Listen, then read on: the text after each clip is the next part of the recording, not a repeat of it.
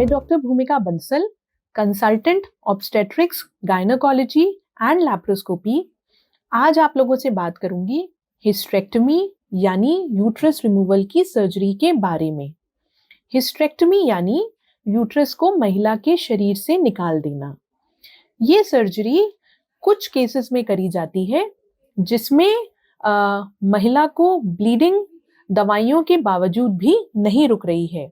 ये कंडीशंस हो सकती हैं एंडोमेट्रियल हाइपरप्लेजिया या अडीनोमाइसिस। इसके अलावा यूट्रस में कुछ गांठें होती हैं जिनको फाइब्रॉइड्स कहते हैं। इनमें भी यूट्रस का रिमूवल करना पड़ता है।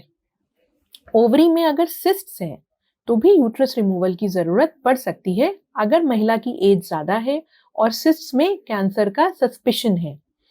इसके अलावा यूट्रस का कैंसर, ओवरीज का कैंसर, सर्विक्स का कैंसर, इन सब में भी यूट्रस रिमूवल करना पड़ता है। कई महिलाओं में यूट्रस अपनी जगह से नीचे खिसक कर आ जाता है जिसको हम प्रोलैप्स यूट्रस कहते हैं। तो इन केसेस में भी यूट्रस को रिमूव करना पड़ सकता है।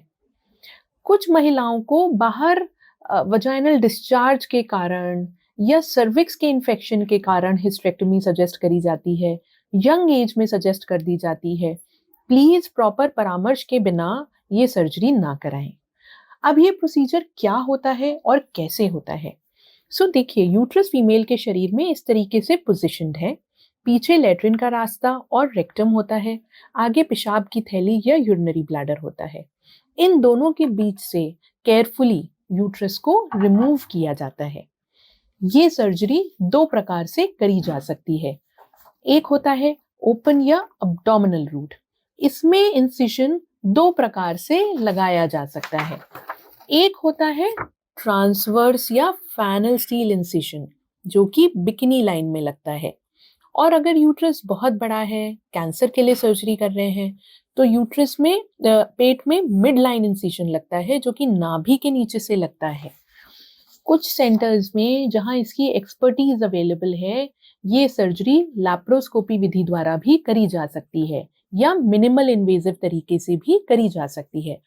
इसमें क्या होता है, नाभि के ऊपर 1 सेंटीमीटर का चीरा लगता है, 3-5 मिलीमीटर के चीरे लगते हैं और इनसे ये सर्जरी हो जाती है।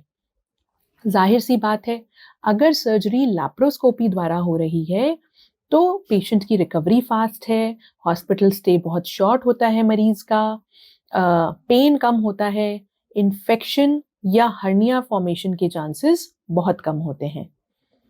इस प्रोसीजर के क्या शॉर्ट टर्म और क्या लॉन्ग टर्म कॉम्प्लिकेशंस हैं? ऑब्वियसली शरीर में कहीं भी सर्जरी हो रही है तो पेशेंट को पेन तो हो ही सकता है एंड समटाइम्स डिस्कम्फर्ट रहती है, थोड़ा सा हॉस्पिटल स्टे रहता है। आसपास के जो ऑर्गन्स हैं, स्पेशली इन डिफिकल्ट केसेस, इनको इंजरी हो सकती है, जैसे कि बावल को या आपकी आंतों को इंजरी हो सकती है ड्यूरिंग सर्जरी, पेशाब की थैली को इंजरी हो सकती है, जो किडनी से पाइप्स जाते हैं यूरिनरी ब्लैडर में जिनको हम यूरेटर कहते हैं, उनको इंजरी हो सकती है।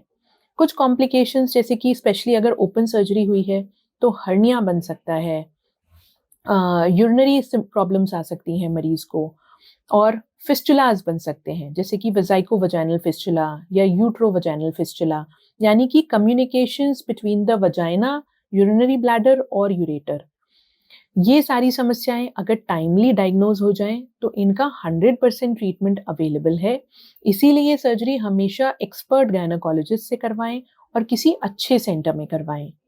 इसके अलावा क्योंकि यूट्रस रिमूव करा गया है और कुछ केसेस में यूट्रस के साथ स्पेशली अगर महिला की एज ज़्यादा है या हम कैंसर या कैंसर से पहले की स्टेज में सर्जरी कर रहे हैं तो ओवरीज का भी रिमूवल किया जाता है। तो इन केसेस में मेनोपॉज आ जाता है।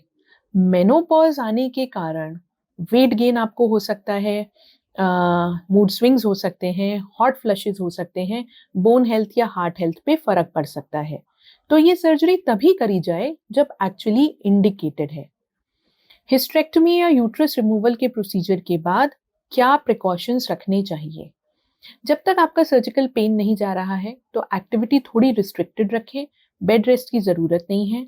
हल्की फुल्की ब्लीडिंग स्पॉटिंग आपको हफ्ते 10 दिन 1 महीने तक महसूस हो सकती है, इससे परेशान ना हो। यूरिनरी ट्रैक्ट इन्फेक्शंस हो सकते हैं तो कल्चर्स करवाएं, अपनी हाइजीन का ध्यान रखें, खाने पीने का ध्यान रखें, बहुत हेवी खाना ना खाएं, स्पेशली अगर ओपन सर्जरी हुई है तो डायरेक्ट बेंडिंग ना करें, और किसी भी प्रकार की हिस्टेरेक्टमी के बाद इंटरकोर्स 3 से 6 महीने तक अवॉइड करें। जैसा कि मैं बार-बार कह रही हूँ, सर्जरी एक अच्छे सेंटर में कराएं और तभी कराएं जब एक्चुअल इंडिकेशन है।